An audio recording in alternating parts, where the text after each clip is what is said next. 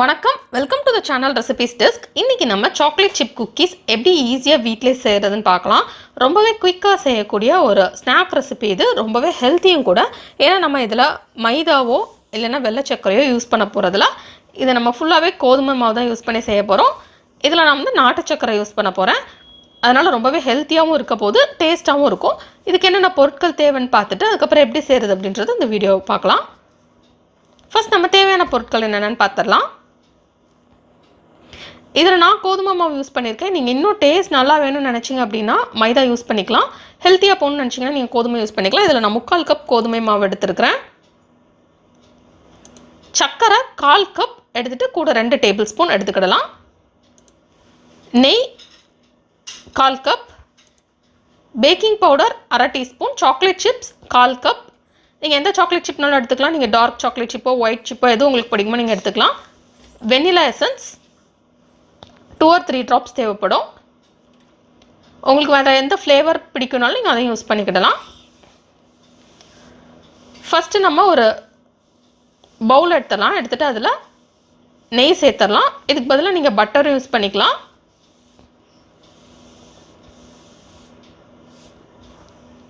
நெய் பட்டர் எதுவுமே வேண்டாம்னு நினச்சிங்க அப்படின்னா ஃப்ளேவர் இல்லாத எண்ணெய் யூஸ் பண்ணிக்கிடலாம். இப்போ இதில் சர்க்கரை சேர்த்து மிக்ஸ் பண்ணிடலாம். சர்க்கரை சேர்க்கறதுக்கு முன்னால் நம்ம மிக்சியில் லேசாக ஒரு சுற்றி சேர்த்துடலாம். அப்போனா சீக்கிரம் கரைஞ்சிரும். இதுக்கு பதிலாக நீங்கள் வெள்ளை சர்க்கரைனாலும் யூஸ் பண்ணிக்கலாம். வெள்ளை சர்க்கரை யூஸ் பண்ணுறதா இருந்தாலும் நீங்கள் மிக்சியில் அதை பவுடர் பண்ணிவிட்டு சேர்த்துக்கோங்க.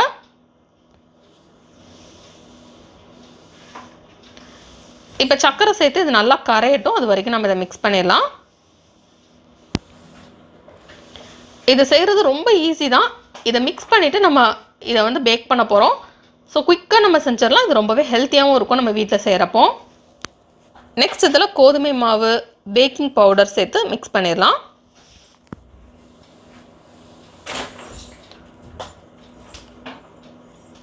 இப்போ இதில் வெண்ணிலா எசன்ஸ் சேர்த்துடலாம்.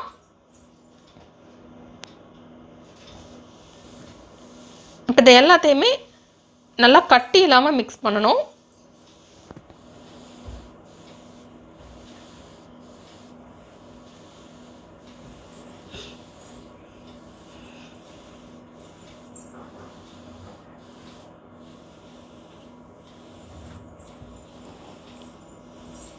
இப்போ இது எல்லாத்தையுமே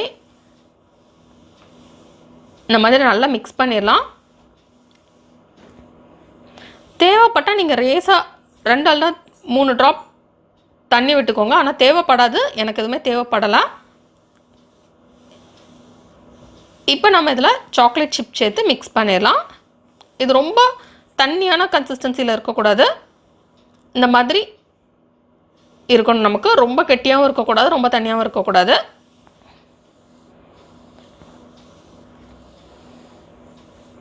உங்களுக்கு சாக்லேட் சிப் ரொம்ப பிடிக்கும் அப்படின்னா நீங்கள் கூடுதலாகவும் சேர்த்துக்கிடலாம். அந்த டேஸ்ட் அப்போ இன்னும் நல்லாயிருக்கும். இப்போ இது எல்லாத்தையுமே நல்லா மிக்ஸ் பண்ணிடலாம். மிக்ஸ் பண்ணிவிட்டு இதை ஊற வைக்கணும் அப்படிலாம் எதுவுமே கிடையாது. இதை மிக்ஸ் பண்ண உடனேமே நம்ம பேக் பண்ணிடலாம்.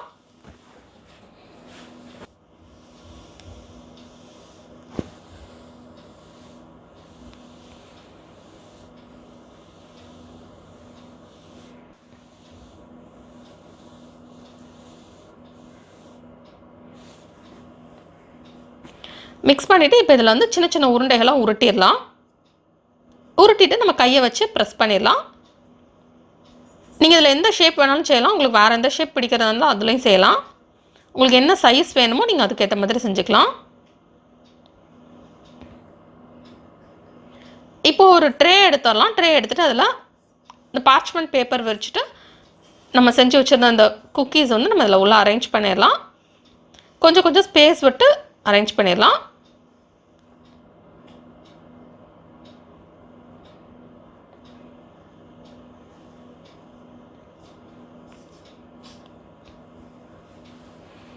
மீத உள்ள மாவே நம்ம இதே மாதிரி அரேஞ்ச் பண்ணி வச்சிடலாம்.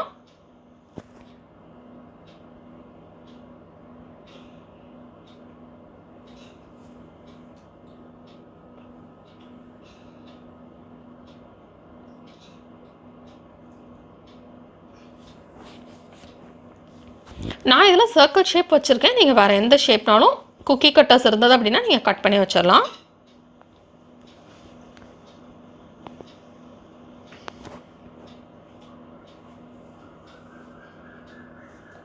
இப்போ இதை அரேஞ்ச் பண்ணிட்டு இருக்கிறப்ப நம்ம அவனை வந்து ப்ரீஹீட் பண்ணிடலாம். 180 டிகிரிஸில் வச்சுட்டு 10 மினிட்ஸ் ப்ரீஹீட் பண்ணிடலாம். அது ப்ரீஹீட் ஆகிட்டு இருக்கட்டும், அதுக்குள்ளே நம்ம வந்து இதெல்லாம் அரேஞ்ச் பண்ணிடலாம்.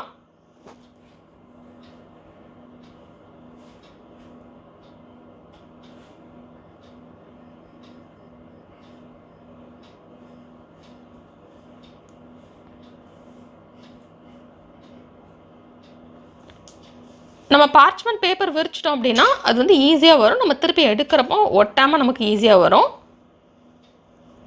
அதனால் இந்த மாதிரி நம்ம வந்து ஷீட் விரிச்சிடலாம். அந்த பார்ச்மெண்ட் பேப்பர் விரிச்சதுக்கப்புறம் நம்ம க்ரீஸ் பண்ணணும்னு தேவையில்லை. இது மட்டும் விரிச்சாலே போதும். நம்ம வந்து நார்மலாக இருக்கக்கூடிய பேக்கிங் ட்ரேயில் இதை வந்து நம்ம சைஸ்க்கு ஏற்ற மாதிரி கட் பண்ணி நம்ம விரிச்சிடலாம்.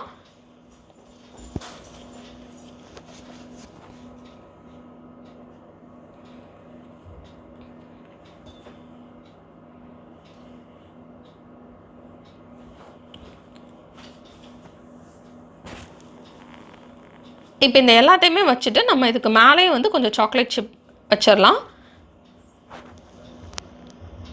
உங்களுக்கு எவ்வளோ தேவையோ அதுக்கேற்ற மாதிரி நீங்கள் இந்த மாதிரி உள்ள வச்சுக்கோங்க.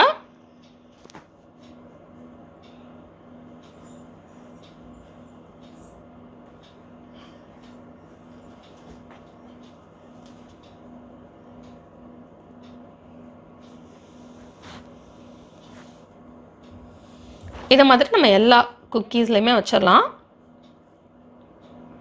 வச்சுட்டு இதை ப்ரீஹீட்டட் அவனில் நம்ம வச்சிடலாம்.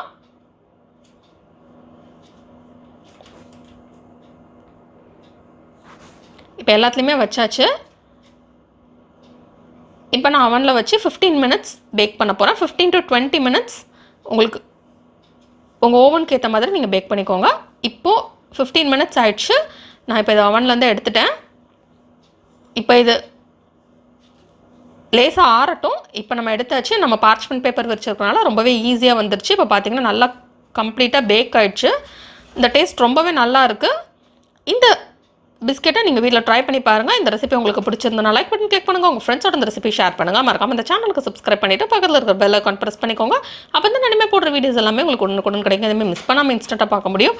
இந்த chocolate chip cookies recipe try பண்ணிவிட்டு எப்படி வந்திருக்கு அப்படின்றத கீழே உள்ள கமெண்ட்ஸ் பாக்ஸில் மறக்காமல் சொல்லுங்கள். மேலும் இந்த சேனலோட இணைந்திருங்கள் புதிய புதிய ரெசிபிகளுக்காக.